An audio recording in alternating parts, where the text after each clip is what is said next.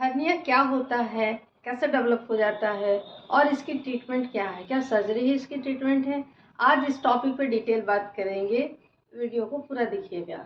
Hernia एक muscular defect है, यानी आपके मसल जब वीक हो जाते हैं तो जहाँ दो मसल आपस में जुड़ती है, जॉइंट होती है, वहाँ के मांस के तंतु कमज़ोर हो जाने से अंदर का जो सामान है वो प्रेशर से बाहर आ जाता है। जैसे गुब्बारे को हम पिचकाएं तो वो पिचक के बाहर आ जाता है, बिल्कुल उसी तरह से ये तब होता है। कारण इसके क्या है, जैसे आपको सीवियर कॉन्स्टिपेशन है, आपको बहुत ज़्यादा बल लगाना पड़ता है मलत्याग के समय। दूसरा है कि आपको बहुत ज़्यादा एसिड रहती है, गैस रहती है, पेट फुला रहता है। थर्ड, आपका वज़न बहुत ज़्यादा है जिस वजह से कि वहाँ मांस के तंतुओं के बीच में फैट जमा हो गया है, तो वो मसल को वीक करता है, एब्डोमिनल वॉल की मसल को। फोर्थ वन है, बच्चों में जन्मजात जब ये विकृति होती है कि उसके मांस के तंतु अच्छे से एक दूसरे से नहीं जुड़े हैं, तो वहाँ अम्बिलिकल हर्निया डेवलप कर जाता है। फिफ्थ है इंसिजनल हर्निया।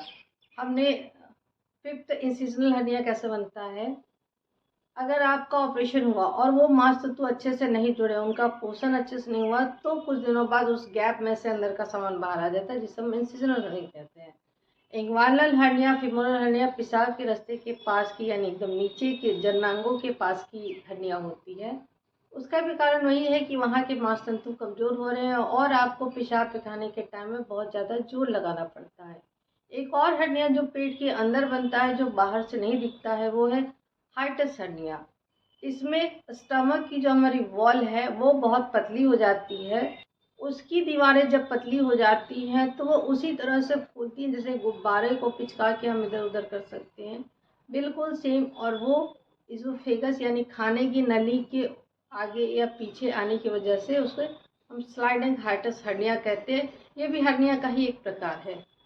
दिक्कत क्या होती है हर्निया से, कुछ पेशेंट को सिर्फ देखने में आता है कि ऊपर कुछ चीज़ स्वेलिंग हो रही है, बट उन्हें कोई तकलीफ नहीं होती, तो वो उसे ट्रीटमेंट भी नहीं कराते हैं।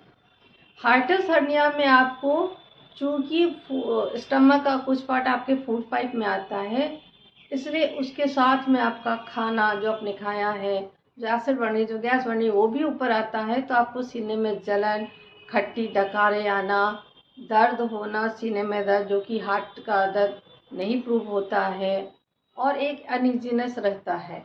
लेटने के बाद हर्निया का प्रॉब्लम हाइटस हर्निया में बढ़ जाता है, बाकी हर्निया में कम हो जाता है क्योंकि पेट का प्रेशर कम हो जाता है।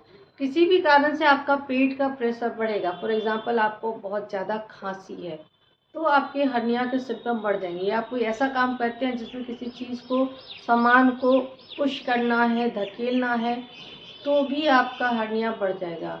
लेडीज़ में जिनकी फ्रीक्वेंट चाइल्ड बर्थ होती है, 3 साल का गैप नहीं मिलता है बच्चों के बीच में, तो उनमें भी ये मसल की वीकनेस की वजह से और एनीमिया की वजह से ये हाइटस हर्निया, उनमें भी मसल की वीकनेस की वजह से हर्निया डेवलप हो जाता है।